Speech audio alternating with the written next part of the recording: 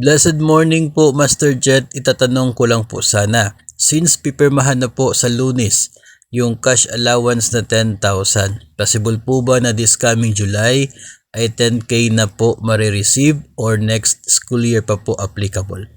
So, nakita po natin yon no, meron pong post ang Alliance of Concerned Teachers and other personalities regarding po sa invitation sa kanila no, na lalagdaan na bukas araw ng Lunes. Ito nga pong yung proposal no, na magiging 10,000 na yung cash allowance ng mga public school teacher.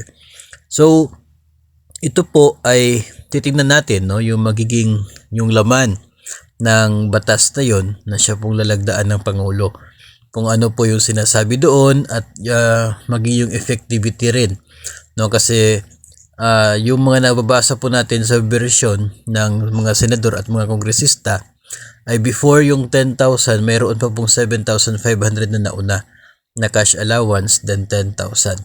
So dito po sa final version na siya pong lalagdaan ng Pangulo, ito magiging batas. Tingnan po natin kung ano po yung laman niya, and from there malalaman po natin kung kailan po applicable yung 10,000 na cash allowance ng mga public school teacher.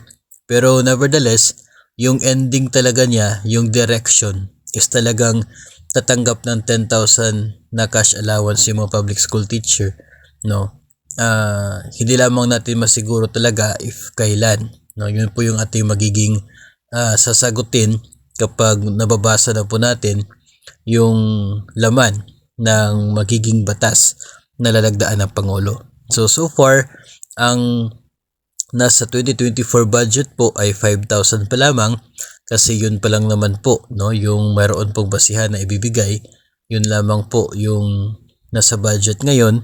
Anyway, kung ang batas naman ay magsasabi magsisimula ngayon yung 10,000 ay hahanapan naman po yun ng pandagdag.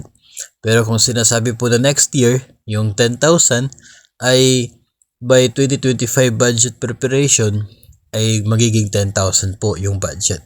So, tingnan lamang po natin yung magiging batas po, kung ano po yung sinasabi, at yun po yung ating magiging basihan sa implementation ng cash allowance.